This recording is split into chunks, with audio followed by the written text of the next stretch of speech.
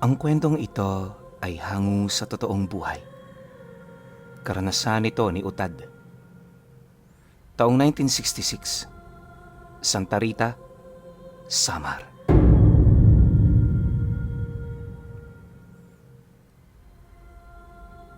Lumaki sa isang pangkaraniwang pamilya itong si Utad.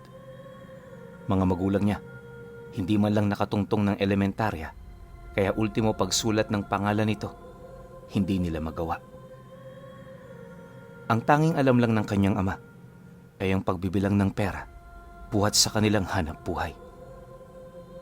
Ang kaso lang, kahit natuto na yon sa pagbibilang, hindi pa rin ito maiwasang makatagpo ng mga taong nanggugulang ng kapwa.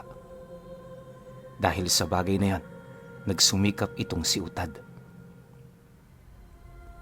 Nakapagtapos siya ng elementarya at kahit yun lang ang naabot niya, hanga at ipinagmamalaki siya ng kanyang mga magulang. Sa kasagsagan ng kanyang pagbibinata, naging katulong siya sa isang malaking tindahan sa bayan. Minsan, sumasama rin siya sa pagbebenta ng kopra para naman magkaroon ng dagdag kita. Wala naman kasi siyang ibang masasandigan noon, maliban sa kanyang sarili. Yung dalawa niyang kapatid kasi, pagtungtong pa lamang ng 15 anyos, nag-asawa na. Tuluyan na rin yung bumukod, kaya wala na roong puder ang mga magulang niya. Dahil dito, sila na lamang ng bunso niyang kapatid ang natira sa kanilang pamamahay. Wala naman yung problema, lalo pat masunurin naman at bata pa ang kapatid niyang yon. Pagtungtong naman niya ng edad 25 anyos, doon na nangyari ang mga kakaibang kaganapan sa buhay niya. Ganti ng panaginip ang naging kakayahan noon ni Utad, base na rin sa mga antingerong napagtanungan niya. Maging ang mga ito man, hindi makapaniwala kung papaano siya nagkaroon ng ganoong uri ng abilidad. Bukod kasi sa ordinaryong tao lang siya, wala rin siyang nakaraan ng pag-aaral ng lihim na karunungan. Nang mapagtanto naman ito ng mga antingerong yon, tila bang nagkaroon sila ng interes para buklatin ang kanyang nakaraan. Sa katagalang pakikipag-usap ng mga ito sa kanya, nalaman nilang may pinasukan palang silid itong si Utad na pagmamay-ari ng amo nitong merong malaking tindahan.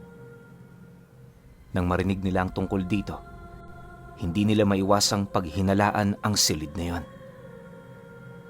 Nabanggit din kasi ni Utad sa kanila, walang pinapapasok doon ang amo niya. Nataon lang noong may sakit ito, kaya wala yung mapagpipilian, kundi ang mag-utos. Pagtatapat pa niya na, nung mapasok niya ito, marami siya roong langis na nakita na may iba't ibang kulay at laman. Sa estantering malapit kung saan nakalagay ang mga ito, may nakita siyang kumpol na puting buhok na nakalutang sa ere. Ang kaso lang, nung hinawakan niya ang bagay na yon, bigla itong nawala. Dala naman ang kanyang pag-aalala, agad niyang nilisan ng silid at kahit kailan wala na siyang pinagsabihan tungkol sa kanyang karanasan.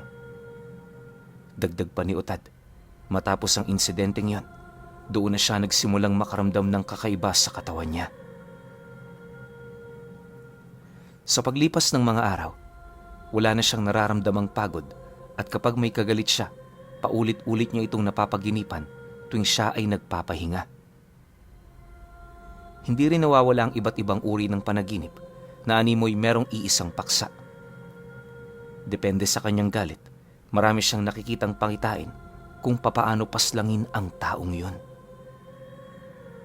Hanggat nananatili ang kanyang galit, di yun nawawala, pero kapag napatawad na niya ito, kusang babalik sa normal ang lahat ng panaginip niya. Mariinding inilahad ni Utad, hindi niya pa nagagawang subukan ng isa sa kanyang mga panaginip sa takot na baka magkatotoo ito. Bukod kasi sa napakabrutal ng kanyang mga nasisilayan, natatakot din siyang makapatay ng tao, dala lamang ng likot ng kanyang isipan. Nang marinig naman yon ng mga antingero, dito na sila nagsimulang makialam. Kahit wala pa itong ideya sa kanyang abilidad, sinang-ayunan nito ang kanyang sinabi. Maigi rin siya nitong pinaalalahanan na huwag magpapadala sa kanyang galit upang hindi siya malagay sa isang sitwasyon na hindi na niya matatakasan pa. Matapos naman itong makapagpayo, minabuti naman itong hayaan siya. Yun na rin ang huli nilang pagkikita ng antingero dahil na rin sa dami ng kanyang trabaho.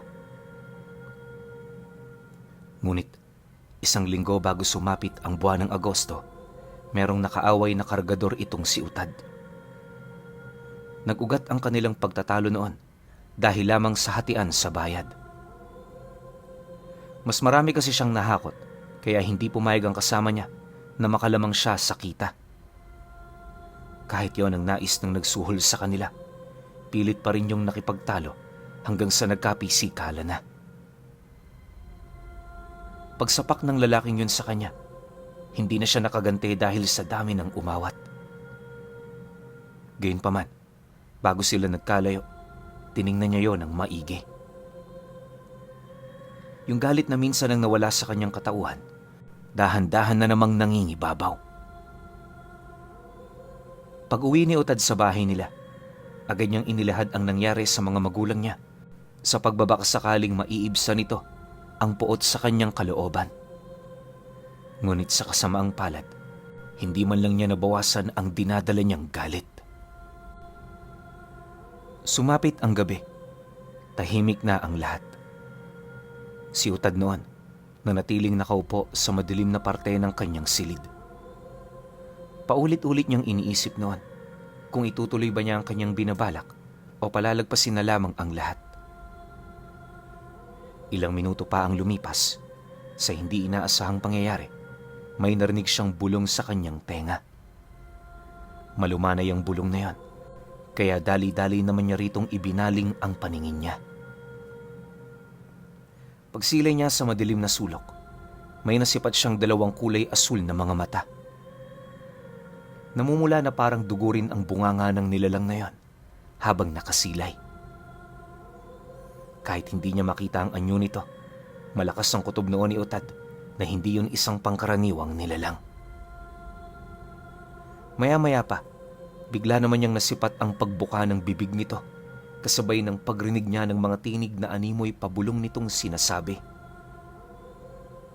Habang nagsasalita ang nilalang, hindi niya maipagkakaila kung ano ang nais nitong maiparating na mensahe. Alam niyang inuudyokan siya nitong gumawa ng mga karumal-dumal na bagay na siya namang pilit niyang iniiwasan.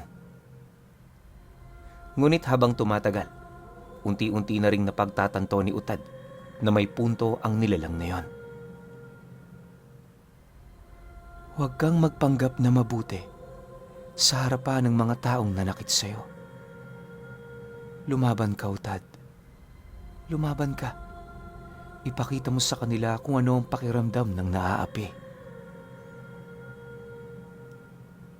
Matapos naman itong makapagwika, dahan-dahan naman yung naglaho. Sa pagkawala nito, naramdaman ni Utad ang matinding puyat. Hindi naglaon, nang akmang makakatulog na siya, agad naman siyang pumunta sa kanilang kusina para sana magkape. Ngunit di pa man siya nakakapagtimpla, nakatulog na siya sa upuang pinaghihintayan niya ng iniinit niyang tubig. Pagpasok ng kanyang wisyo sa panaginip, dito na nagsimula ang mga interesanteng kaganapan. Habang naglalakbay doon ang kanyang kamalayan, maraming nakitang iba't ibang pangyayari itong si Utad na may kinalaman sa pagkamatay ng katrabaho niya. Lahat ng kanyang mga nakita sa lugar na yon, purong brutal ang mga nangyari. Kung hindi yun pinagsasasaksak ng kapwa nito, pinupugutan yun ng ulo o hindi naman kaya'y pinagpipira-piraso ang buong katawan nito. Dahil sa alam naman ni Utad kung ano magiging kahinat na ng ganoong pangyayari, maingat siyang naghanap hanggang sa kalaunay doon niya nakita ang isang kaganapang nakapukaw sa kanyang atensyon. Ayon kay Utad, sa panaginip na yon, nakita niya ang katrabaho niyang naglalakad pabalik ng bahay nito. Nasa kasagsagan din yun ng gabi dahil sa may buwan siya roong nakikita. Pagdating ng taong yon sa isang matalahib na parte ng daan, bigla na lamang may nagpakita ritong isang matandang hukluban. Sumasayad sa lupa ang buhok nito at habang naglalakad yon, nagsasambit yon ng mga katagang hindi niya maunawaan. Kinausap pa yon ng lalaki, pero nung marinig ito ng matanda, nagpatuloy lang yon sa paglalakad. Pagdaan ito sa harapan ng taong yon, nakita ni Utad ang pagkakaroon nito ng malapad na pakpak. Tuluyan na ring nag-iba ang anyo nito, kasabay ng pagkasunog ng kabuuan ng kanyang kasuotan. Matapos nun, bigla itong humarap sa lalaki, sabay walang patid nitong nilapa ang mismong leeg nito. Sinubukan pa yung itaboy ng nakaaway niya pero hindi niya na yun nagawa dahil sa haba ng pangil nito. Tumagos yun sa kabilang bahagi ng leeg ng lalaki, dahilan para yon ay manghina. Pagbagsak naman ito sa lupa, agad naman yung kinaladkad ng matanda, papaloob ng talahiban. Mula sa lugar na yon, kinatay niya yon kahit meron pa itong kamalayan. Sigaw ng sigaw ang lalaki, pero walang dumidinig sa mga daing nito. Kalaunan, nang mahugot na ng nilalang ang kanyang puso, mabilis na rin siyang binawian ng buhay. Matapos naman itong makuha ang lahat ng laman loob niya, agad yung tumakas.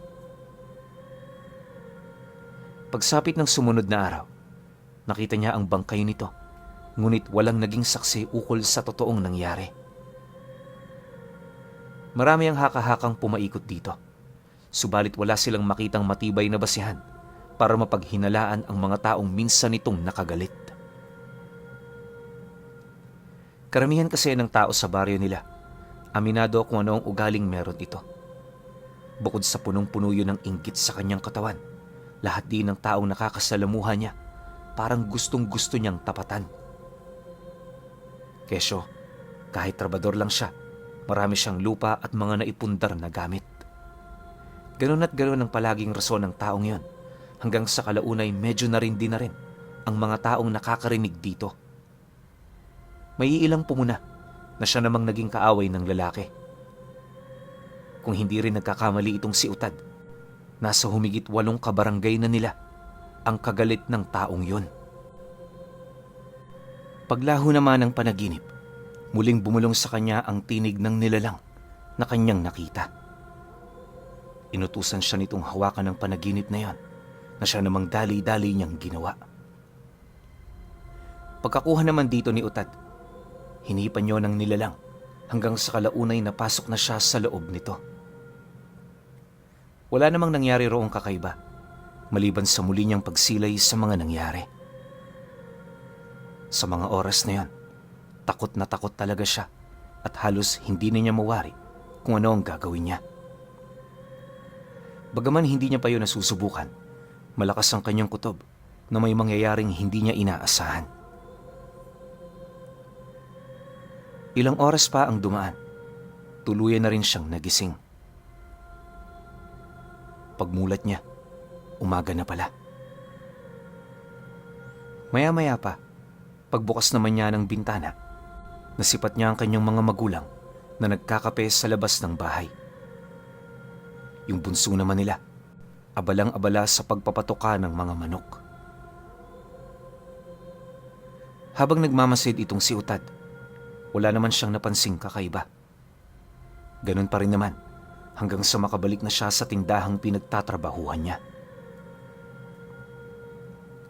Kagaya ng inaasahan, pumasok din noon ang kanyang nakaaway, kaya hanggat maaari umiwas siya. Ayaw yung makita ni Utad dahil sa tuwing nasisipat niya ang mukha nito, naaalala niya yung panaginip niya. Kinahapunan, sa halip di na maghintay pa ng sahod niya sa araw na yon, nauna na siyang umuwi. Kung gagawin niya kasi ito, hindi malabong magkita na naman sila.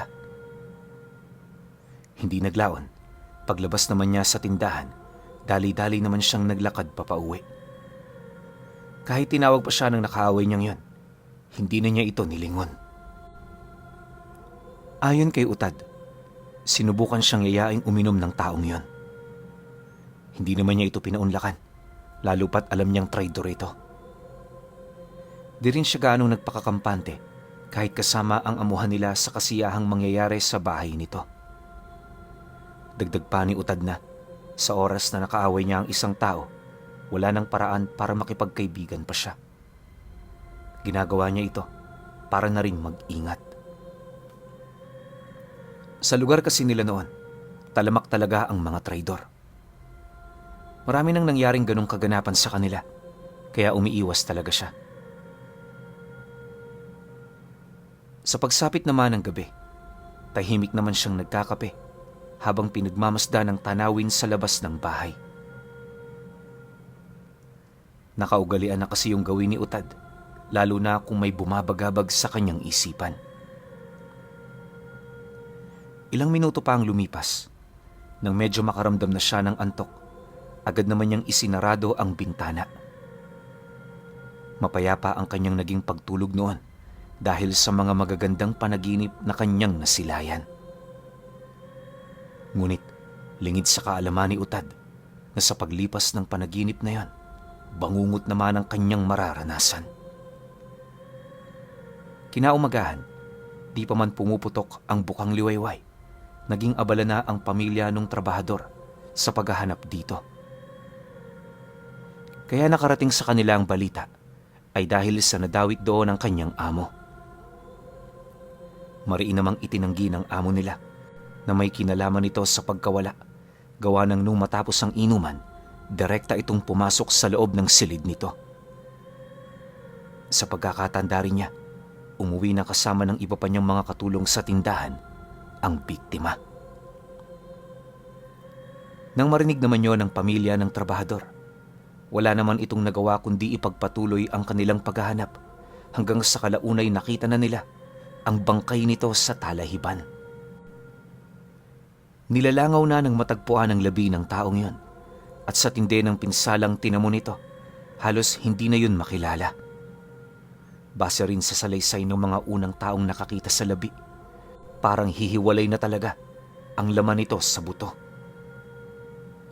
Butas-butas din ang mukha nito, tapos sa may bandang dibdib nito, nakakalas na sa kanyang katawan. Dagdag pa ng mga ito na kalunos-lunos talaga ang sinapit ng taong yon, at kahit nga yung may mga galit dito, di maiwasang makaramdam ng awa. Dahil sa mga nangyari, agad namang ipinatawag ng pamilya nito sa barangay ang lahat ng taong may galit sa biktima. Kasabay na roon si Utad, kaya kahit may gagawin pa siya, pinili niya roong pumunta. Mahirap na kasing mapagbuntunan ng sisi at mga hinalang maaaring ipukol ng mga kamag-anak nito. Ilang oras pa ang lumipas, wala namang nakuha sa kanila ang mga kamag-anak ng biktima. Pagka-uwi naman noon ni Utad, pinili naman niyang kalimutan ang lahat. Sa araw ding yon, nakapagtrabaho pa siya. Pero pagtungtong ng dapit hapon, doon na unti-unting nagbago ang lahat dahil sa kanyang mga nakita.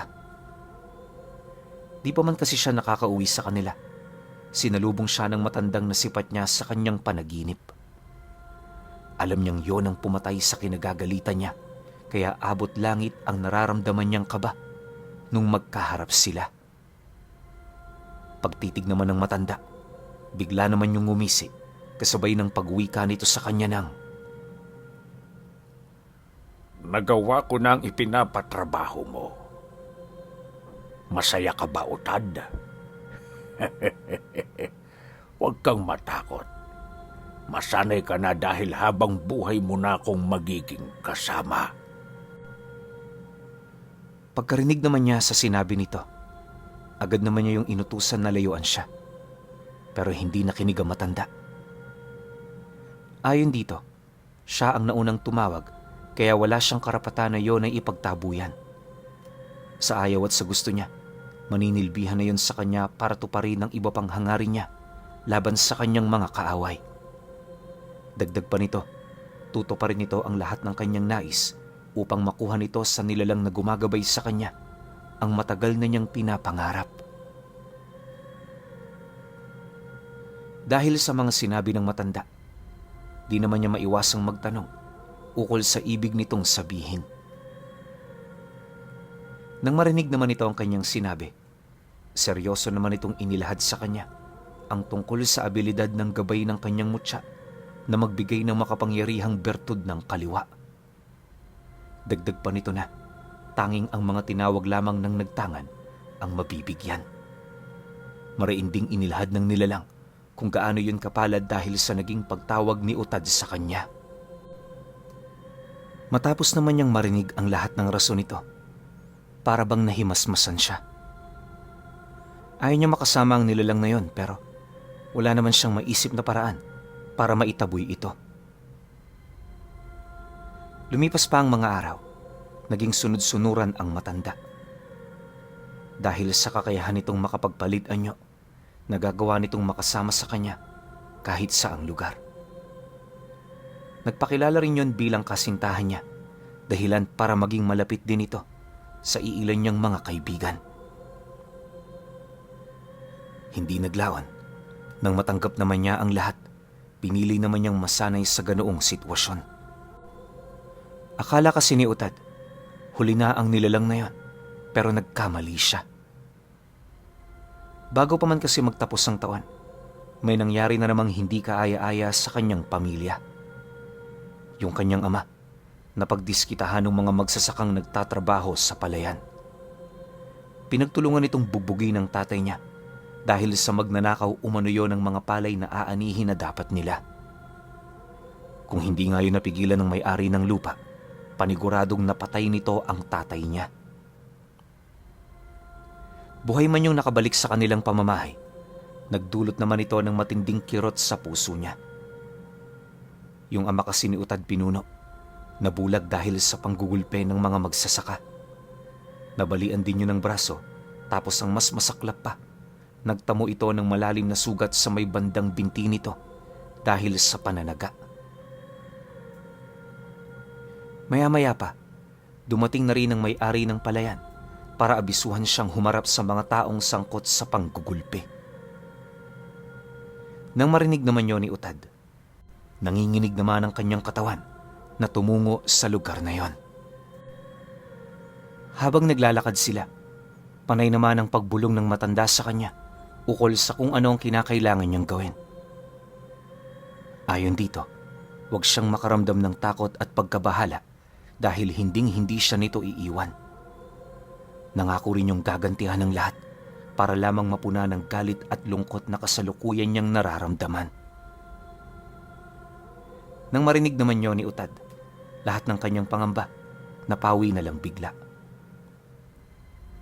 Nagkaroon na rin siya ng lakas loob na kaharapin ng mga ito dahil alam niya sa kanyang sarili, meron naman siyang magagawa. Pagdating niya sa bahay ng may-ari, isa-isa naman niyang pinagmasdan ang mga sangkot sa muntikang pagpatay sa tatay niya. Habang tinititigan niya ito ng mata sa mata, pilit niyang ipinapakita ang matinding galit na kasalukuyan niyang nararamdaman. Pagkaraan pa ng ilang minuto, nang hindi na niya nakayanan ng puot na namumutawi sa kanyang puso, seryoso naman niyang pinagsalitaan ang mga ito. Anak ako ng taong muntik niyo ng bawian ng buhay. Mabait ang tatay ko at medyo gipit lang kami kaya niya nagawa yun. Wala na siyang pagpipilian. Kaysa magutom, nagpasya siyang magnakaw. Oo, inaamin ko. Hindi ko alam ang tungkol dito. Marami rin akong pagkukulang. Kasi ano naman ang magagawa ko? Yung kinikita ko, minsan kulang pa nga sa amin eh. Hindi ako pumunta para itama ang pagkakamali ng aking ama. Naparito ako para makipag-usap tungkol sa inyong ginawa. Sa tingin niyo ba, tama bang pumatay kayo ng tao para sa kapirasong mga binhi ng palay? Nang marinig naman yon ng mga magsasaka, agad naman yung nagdahilan ng kung ano-ano. Sa tono ng mga pananalita nito, gusto talaga nilang isadlak sa kahihiyan ng kanyang ama. Sa mga oras na yon, galit na rin siya pero pinanatili niya ang pagiging kalmado. Alam niya kasing sa bandang huli, sa kanya ang huling halakhak.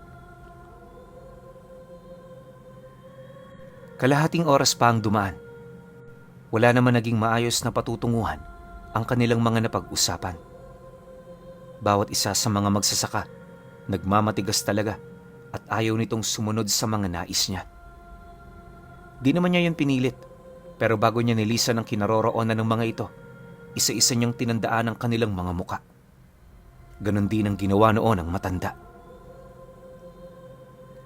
Pagpatak ng dapit hapon, habang abala ang kanyang ina sa panggagamot sa tatay niya, minabuti naman niyang manatili sa labas. Naisip niya kasing humingi ng payo sa matanda upang mas maging madali ang pagsasakatuparan niya sa kanyang mga plano. Ayon dito, kinakailangan niya munang managinip para maging maayos ang lahat. Iwasan niyang bumase sa mga teorya dahil sa nakadepende ang mga mangyayari sa gabay ng tangan niyang mutya. Pagtatapat pa nito na, sa mga oras na yon, kailangan niyang umisip ng mga pangyayaring nais niyang maganap sa hinaharap. Yun lang kasi ang nag-iisang paraan para maipaghiganti niya ang kanyang ama.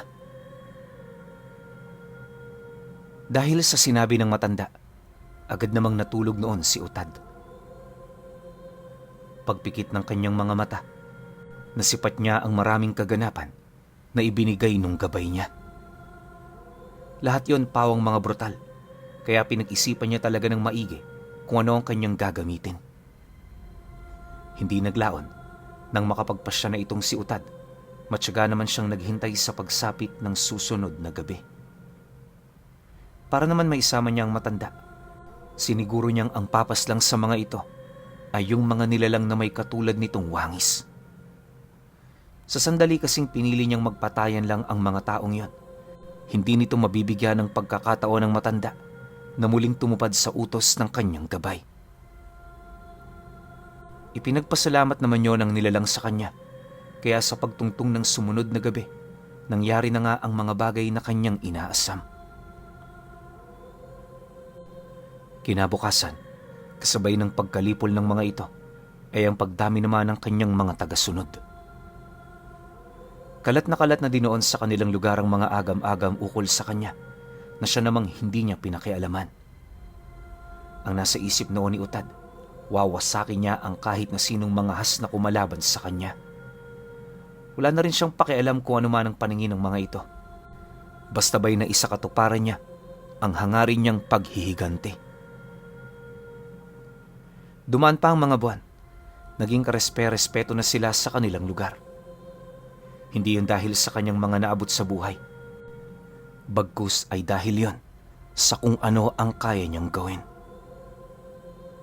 Akala ni Utad tama ang lahat ng mga ginawa niya. Pero nung malaman nito ng kanyang amo, inilahad nito sa kanya ang dahilan nito kung bakit ikinulong ang abilidad na yon. Nalaman din niyang nagpakamatay ang huling nagtanga nito, kaya sa halip na meron pa yung mabiktima, itinago niya yun sa silid na tanging siya lamang ang nakakapasok. Pagtatapat pa nito sa kanya, labis siyang nagsisi dahil sa meron na naman itong naging biktima. Nang marinig naman ni Utad ang tungkol dito, mas naging maingat siya. Ilang taon niya ring tinangan ng mutyang yon, pero purong pagsisisi at pagdurusa lamang ang pumasok sa kanyang buhay. Kalaunay kagaya ng sinapit ng huling nagtanga nito, kinitildi ni Utad ang kanyang sarili. Nung mamatay siya, bumalik sa amo niya ang karga niya. Kailan may hindi na rin yun nakita ng kanyang mga kamag-anak dahil sa naiselyo na yon ng maigi. Pero alam niyo ba, na kahit hindi na nasilayan ng mutyang yon, marami pa rin nakakaalam ng tungkol dito dahil sa kamalasang pinagdaanan ni Utad nung tangani niya ang mutyang may kakaibang abilidad na tinatawag na gante ng panaginip. Hindi lang din sa lugar nila kumalat ang istoryang ito. Dahil ultimo sa karatig baryo nila, putok na putok ang tungkol sa nakaselyo na delikadong mutya.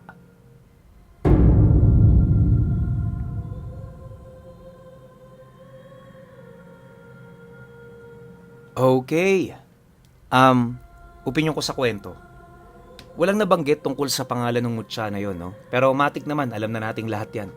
Galing yan sa kaliwa. Pero dito, nabanggit, abilidad, na tinatawag siya na ganti ng panaginip. Diba? Pero overall, wala naman nabanggit tungkol dun sa mismong pangalan ng mutya na yun, diba? Na nakakapag-produce ka ng bertud ng mga nasa kaliwa. Sobrang lakas nun. Kahit sino sa kaliwa, pwedeng-pwede mong alipinin. Pero syempre, may kapalit yun. Ang sabi nga nung nagselyo yung amo niya, oo, magagamit mo yung kakayahan na yun. Pero pagdating ng dulo, pagtagal, sisingilin ka niyan. Kita niyo yung nangyari kay Utad. Siningil siya. Pag singil sa kanya, siya na mismo yung namatay. Diba? Alam niyo, maganda sana tong kwento na to kung maririnig natin kung paano tinanga ng amo ni Utad yung pagsiselyo ng mutya. Diba? Mas maganda sana kung malalaman natin yung history. Kaso lang, isa lang yung pinadala sa atin Pero ako, okay na ako rito. At least kahit papaano, panatag na yung isipan ko na naselyo naman ng maganda ng amo ni Utad yung sobrang delikadong mutya na yun. Na hindi na lang binanggit siguro yung pangalan. Pero alam ko hanggang ngayon nag-e-exist pa rin yung mutya na yan. Pero syempre, kayo pa rin. Kung may opinion kayo sa kwentong ito, comment nyo lang sa baba. Yun lang. Hanggang sa susunod na kwento. Salamat.